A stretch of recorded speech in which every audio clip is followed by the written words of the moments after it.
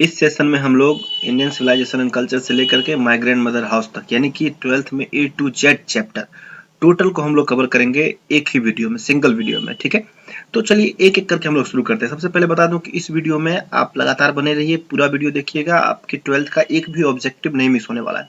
इसमें हम लोग खास करके हम जो कर रहे हैं ये वीडियो, खास करके जो ईयर्स को लेकर के कंफ्यूजन हो जाता है स्टूडेंट को, उस चीज को ध्यान में लाने के लिए एक ही वीडियो में सारा कुछ बताएंगे। तो चलिए शुरू करते हैं। सबसे पहले चैप्टर यही है, Indian civilisation and culture, Mahatma Gandhi के द्वारा लिखा गया है। और महात्मा गांधी का जन्म 1869 में हुआ था और 1948 में इनकी मृत्यु हो गई थी। ये बापू के नाम से और फादर ऑफ नेशन के नाम से जाने जाते थे। यह पॉलिटिशियन की अपेक्षा एक स्पिरिचुअल लीडर भी थे और इन्होंने ब्रिटिश के खिलाफ ट्रुथ एंड नॉन वायलेंस को एक अच्छे हथियार के रूप में यूज किया था। ठीक है, इसके बाद 1915 से लेकर 1948 तक ये इंडियन पॉलिटिक्स को डोमिनेट करके रखे, अपने प्रभुत्व बना के रखा इन्होंने इंडियन पॉलिटिक्स पर में। इसके बाद 30 जनवरी 1948 को इनकी मृत्यु हो गई। इनका एक ऑटोबायोग्राफी है जिनका नाम है my experiment with the truth, और बहुत सारे आर्टिकल्स इन्होंने यंग इंडिया के बारे में लिखा है। The speech that he delivered on different occasions reveals him not only as an original thinker but also a great master of chess। ठीक है, अब ये इंडियन सिविलाइजेशन एंड कल्चर जो है यह एक स्पीच है। ठीक है, एक्सट्रैक्ट है उनके भाषण का, एक स्पीच है ये, जिसमें ये भारतीय सभ्यता संस्कृति के बारे में बात करते हैं। ठीक है, तो चलिए दूसरा चैप्टर देखते हैं हम लोग। दूसरा है Bharat is my home, Zakir Hussain के द्वारा लिखा गया है। डॉक्टर जाकिर हुसैन का जन्म 1897 में हुआ था और 1969 में इनकी मृत्यु हो गई थी। इनका बॉर्न हैदराबाद में हुआ था। यह एक ग्रेटेस्ट फ्रीडम फाइटर थे और एजुकेशनिस्ट भी थे। ठीक है, इसके बाद डॉक्टर जाकिर हुसैन प्रेसिडेंट बने भारत के 1967 में। इससे पहले वह बिहार के गवर्नर के रूप में अपनी सेवा दे रहे थे। और भारत इज माई होम जो है वह एक स्पीच ही है। Speech he gave in 1967 after taking oath as the president. ये 1967 में प्रेसिडेंट के रूप में शपथ लेने के बाद जो भाषण दिया वही भारत इज माई होम है। ठीक है, इसमें इन्होंने कहा, शपथ लिया कि please himself to the service of totality of India's culture, पूरे इंडिया के सभ्यता का सर्विस करने का, सेवा करने का इन्होंने शपथ लिया। ठीक है, चलिए दूसरा चैप्टर देखते हैं हम लोग। दूसरा चैप्टर है हमारा अ पिंच ऑफ स्नफ। ठीक है, ये मनोहर मालगोनकर के द्वारा लिखा गया है। मनोहर मालगोनकर का जन्म 1913 में यानी कि 1913 में हुआ था। Well known novelist and short story writer, यह एक नॉवेलिस्ट भी है, अच्छे जाने माने नॉवेलिस्ट और शॉर्ट स्टोरी राइटर है। With over 25 publication to his credit, 25 से भी ज्यादा पब्लिकेशंस इनके क्रेडिट में है, इनके श्रेय में है। इनका जो इम्पोर्टेंट वर्क्स है वो distant drum, the princes, a bend in the Ganges, Bombay beware, ये सभी है। अभी जो ये वर्तमान में पिंच ऑफ स्नफ है, taken from contemporary Indian short stories in English, यह Indian short stories in English जो है उससे लिया गया है, जो full of wit and adventure, ये पूरा कहानी जो है सो विट से और एडवेंचर से भरा हुआ है। ये कहानी में इन पिंच ऑफ स्नफ में कॉमेडी है, ये मनोहर मैग्रोकर का प्रोफाउंड कॉमेडीज नैरेटिव इसमें दिया गया है। इसके बाद अगला हम लोग देखते हैं, I have a dream, Martin Luther king का है। I have a dream. अब मार्टिन लूथर किंग जूनियर, इनका जन्म 1929 में हुआ था और 1968 में इनकी मृत्यु हो गई थी। A Baptist minister by training, यह ट्रेनिंग से बैप्टिस्ट मिनिस्टर थे। Became a civil right activist early in his career, अपने कैरियर में वो सिविल राइट एक्टिविस्ट भी बन गए थे। ठीक है, इसके बाद इन्फ्लुएंस्ड बाय गांधी जी, या गांधी जी से भी इन्फ्लुएंस्ड थे। इसके बाद his philosophy of non violence resistance brought him world wide attention, इनका जो गांधी जी वाला फिलोसफी था नॉन वायलेंस का, जिससे इनको पूरे दुनिया में अटेंशन मिला। ठीक है, 1964 में King became youngest person to receive the Nobel prize, Nobel prize इनको मिला था 1964 में और ये सबसे युवा व्यक्ति थे उसमें में, for his efforts to end segregation and racial discrimination, जातीय भेदभाव को हटाने के लिए जो इन्होंने अपना प्रयास किया था, उसके लिए इनको नोबेल प्राइज मिला था। ठीक है, इसके बाद the king was assassinated on April 4 1968, 1968 में 4 अप्रैल को इनकी हत्या कर दी गई थी। ठीक है, मिसिसिपी में। इनका कुछ काम है, स्ट्रेंथ टू लव जो 1953 में लिखा गया था, stride towards freedom, the Montgomery story, इसके बाद why we can't wait, where do we go from here, chaos and community, ये सभी है। इसके बाद आई हैव अ ड्रीम है, मैं इसको ऊपर कर लूं। ठीक है, इसके बाद I have a dream is a speech he delivered on the steps of the Lincoln memorial in Washington DC in on August 28 1963। 1963 में ये आई हैव अ ड्रीम जो स्पीच है ये वाशिंगटन डीसी में इन्होंने 1963 में दिया था। यहाँ पे उन्होंने देखा था he speaks about the dream of seeing Alabama as a developed state. उन्होंने स्पीच दिया था कि अलाबामा को यह एक डेवलप्ड स्टेट के रूप में देखना चाहते थे। Free racial distinctions between the white and black, white और ब्लैक के बीच में कोई जातीय भेदभाव ना हो, इस चीज को लेकर के इन्होंने भाषण दिया था। और इसके बाद ये King as one of the greatest orator in America, इनको अमेरिका का ग्रेटेस्ट ऑरेटर भी कहा गया। चलिए नेक्स्ट चैप्टर हम देखते हैं, ये तो हो गया। अब अगला चैप्टर है ideas that have helped Mankind. यह बर्ट्रैंड रूसल के द्वारा लिखा गया है, idea that have helped Mankind. Bertrand रूसल का जन्म 1872 में हुआ था और 1970 में इनकी मृत्यु हो गई थी। यह एक ब्रिटिश फिलोसोफर, हिस्टोरियन, मैथमेटिशियन थे, ठीक है। एडवोकेट्स फॉर सोशल रिफॉर्म, समाज सुधारक भी थे। Pacifist and prominent rationalist of the 20th century, 20वीं शताब्दी के राइटर थे। वाज अ प्रोलिफिक राइटर, यह एक प्रोलिफिक राइटर थे। He was also a commentator on a large variety of topics. इन्होंने बहुत सारे टॉपिक्स पर में अपना कमेंट्री भी दिया था। इनका जो टॉपिक्स था, comments on sex, marriage, politics, religion, science, psychology, philosophy, socialism, education, Christ, Marx, Buddha and a host of other topics are pithy and full of candours. बहुत सारे टॉपिक्स पर में इन्होंने, सब टॉपिक्स पर में इन्होंने अपना भाषण दिया था। इसके बाद in 1950 Russell was awarded Nobel prize in literature. Russell को नोबेल प्राइज दिया गया लिटरेचर के लिए 1950 में, ठीक है। इसके बाद इसमें ऑब्जेक्टिव के लिए इतना काफी है। One of Russell's voice carried great moral authorities, नहीं, ठीक है। अब इसमें हम आगे देखते हैं, ये तो हो गया चैप्टर। नेक्स्ट है the artist. The artist writer है सिगानोया। सिगानोया का जन्म जो है सो 1883 में हुआ था और 1971 में इनकी मृत्यु हो गई थी। Is a celebrated Japanese short story writer of 20th century, यह 20वीं शताब्दी के जापानीज राइटर थे। Wrote very sensitively about his people and their culture, ये अपने लोगों के बारे में और उसकी सभ्यता के बारे में लिखते थे।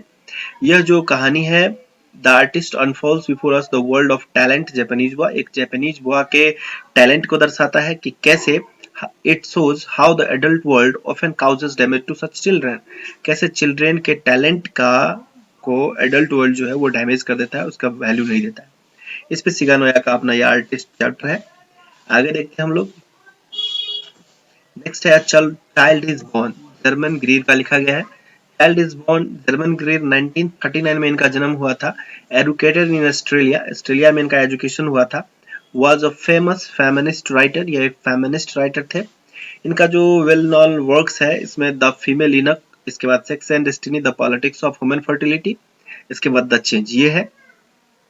इसमें ये कहते हैं कि social and cultural aspects of life of women, she believes that social cultural practices are designed to suit male interest. इनके हिसाब से ये कहते हैं कि समाज में जितनी भी कल्चर बनी है, जो भी सामाजिक रीतियां हैं, वो सभी मेल के इंटरेस्ट को ध्यान में रख के बनाया गया है, ठीक है। इसके बाद इसमें the A Child is Born is an extract from her book Sex and Destiny, The Politics of Human Fertility। इनका जो किताब है Sex and Destiny, The Politics of Human Fertility, उसका एक्सट्रैक्ट है ये Child is Born, ठीक है। इसमें ये कहते हैं कि it explores the cultural peculiarities of East and the West regarding the childbirth and parent-child relationship। But child birth और पेरेंट चाइल्ड रिलेशनशिप को लेकर के इसमें इन्होंने चर्चा किया है। तो ये हो गया कुछ इनके चाइल्ड इज बॉर्न के बारे में, जर्मन ग्रीक के बारे में। नेक्स्ट टॉपिक है हमारे पास how free is the press, Dorothy L Sayers का लिखा गया है how free is the press. Dorothy L Sayers, इनका जन्म 1893 में हुआ था और 1957 में इनकी मृत्यु हो गई थी। यह एक एसेइस्ट थे, प्ले राइट थे, पोएट थे, राइटर ऑफ डिटेक्टिव फिक्शन थी। Was educated on Somerville college, इनका education Somerville college Oxford में हुआ था 1915 में, ठीक है। Sayers became one of the greatest one of the first women to graduate from Oxford University। Cyrus Oxford university से graduate करने वाली सबसे पहली महिला थी।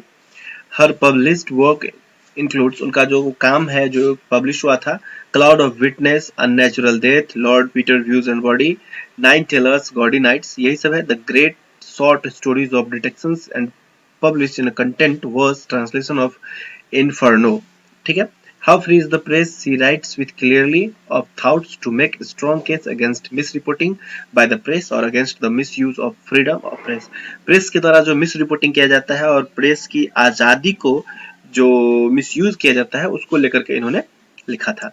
How free is the press, ठीक है, डोरोथी एल साइरस का। आगे देखते हैं हम लोग। नेक्स्ट चैप्टर है the earth.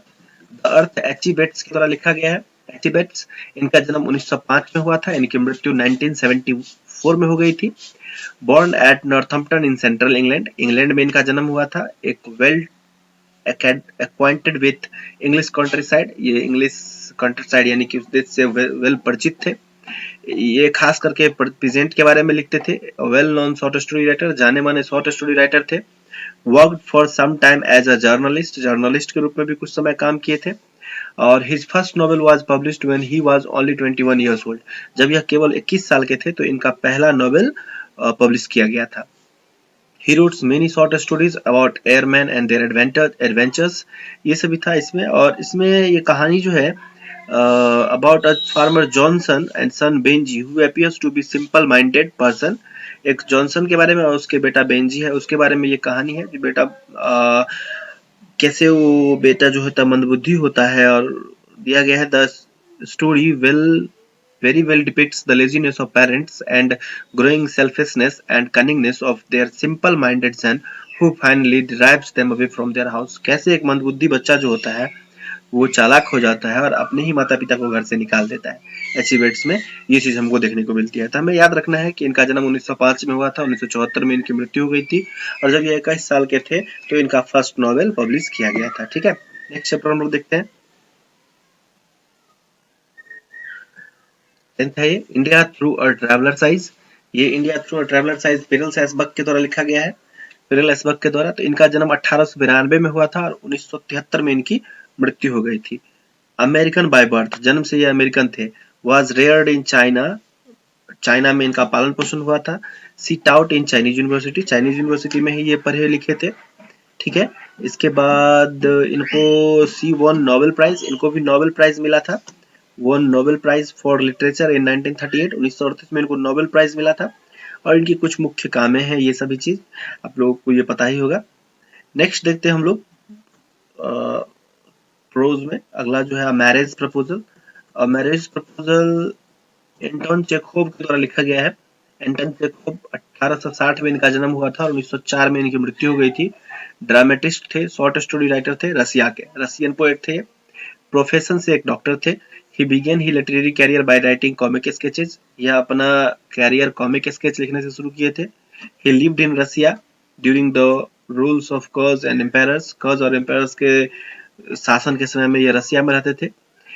His work present an accurate picture of Russia of his days, इनका जो काम है वो उस समय के रसिया के एक्यूरेट पिक्चर को दर्शाता है।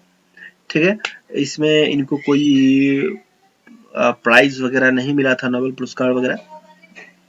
कुछ काम है इनका, जैसे अंकल वैनिया है, द थ्री सिस्टर्स है, द चेरी ऑर्चार्ड है, ये सभी चीज। Marriage Proposal present characters who cause their own discomfort, इसी मैरिज प्रपोजल में कुछ कैरेक्टर्स हैं जो अपना डिस्कम्फर्ट दर्शाते हैं। जैसे कैरेक्टर का नाम जो है, इसमें 3 कैरेक्टर है मुख्यतः। स्टेपन स्टेपनोविच चोबुकोव, एक जमीन का मालिक होता है। नटालिया स्टेपनोवा, एक 25 ईयर ओल्ड डॉटर होती है। और एक Ivan Vasilovich Lemov, they are never a healthy and well fed but terribly hypochondriac land owner, यह होता है इवान वेसिलोविच, यह 3 होता है। तो चलिए, ये तो हमारा हो गया। अब आगे देखते हैं हम लोग। अब आगे हम लोग पोएम में आगे हैं, sweetest love I do not go. तो चलिए कुछ स्टॉप करते हैं, फिर हम लोग आगे देखते हैं। तो यह जॉन डन का है। 1572 में इनका जन्म हुआ था और 1621 में इनकी मृत्यु हो गई थी। The pioneer of a new kind of lyrical and satirical verse called metaphysical, यह एक मेटाफिजिकल पोएट भी थे। Was born in London into a prosperous Roman Catholic family, यह एक रोमन कैथोलिक फैमिली में इनका जन्म हुआ था। Donne was forced to leave Oxford University without a degree because of his religion, धर्म के कारण इनको बिना डिग्री कंप्लीट किए ही कॉलेज से निकाल दिया गया था। He studied law and read theology, इन्होंने लॉ पढ़ा और थियोलॉजी पढ़ा।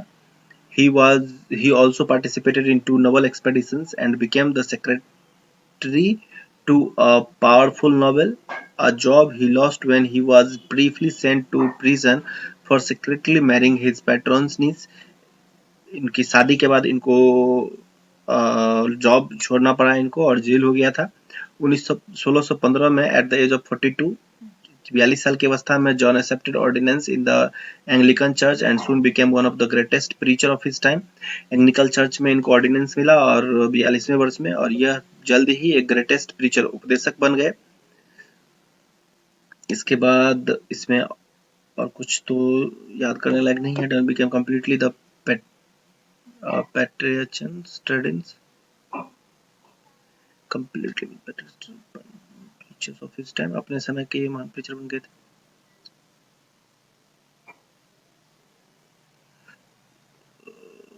Dunn is well known for his song and sonnets, satire and elegies and sermons।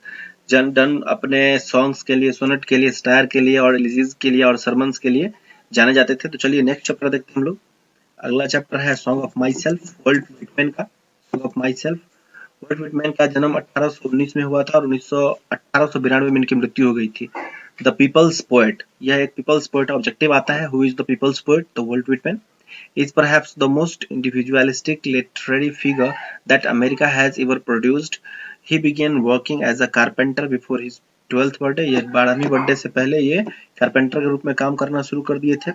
इसके बाद इसमें इनको कहीं पे कोई पुरस्कार वगैरह नहीं मिला था। रैंपर ऑन हिज 1850 में क्या हुआ था?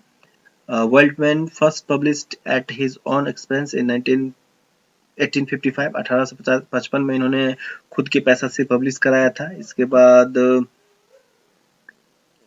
Well known received at first fact collections of poem cost Whitman's job but taken to the grass in conditions of the grass. इसमें इनको कोई नोबेल प्राइज वगैरह नहीं दिया गया था, ये हमने देख लिया। और इसके बाद नेक्स्ट देखते हैं now the leaves are falling fast. यह W.H. ऑर्डन के द्वारा लिखा गया है। 1907 में इनका जन्म और 1973 में इनकी मृत्यु हुई थी। वन ऑफ पुलित्जर प्राइज, इनको पुलित्जर प्राइज मिला था 1948 में for his collections the age of anxiety के लिए। ठीक है, बस इसमें ही left England as early as 1939 to settle permanently in United state. यह 1939 में इंग्लैंड छोड़ करके यूनाइटेड स्टेट में सेटल हो गए थे। इसके बाद इसमें थोड़ा देखें और कुछ है। ब्रिटिश,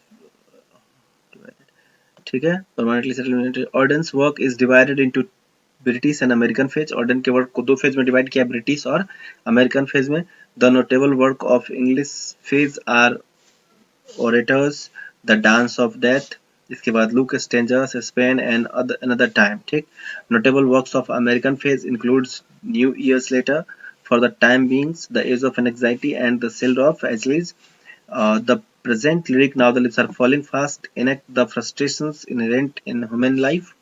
अब ये जो अभी का है now the leaves are falling fast, वो एक ह्यूमन आदमी के जीवन में जो फ्रस्ट्रेशन होता है उस चीज को दर्शाता है। इनका यह एक ऐसे कवि है जो दो फेज में इनका कविता आया। 1939 तक ये इंग्लैंड में रहे तो इंग्लैंड इंग्लिश फेज में, और उसके बाद अमेरिका में गए तो अमेरिकन फेज में। ठीक है, दोनों के काम का चर्चा कर दिया गया है। अगला देखते हैं हम लोग, जॉन केट्स का है। जॉन केट्स और टू ऑटम, जॉन केट्स का है। तो जॉन केट्स का जन्म 1795 में हुआ था। ये 1821 में इनकी मृत्यु हो गई थी।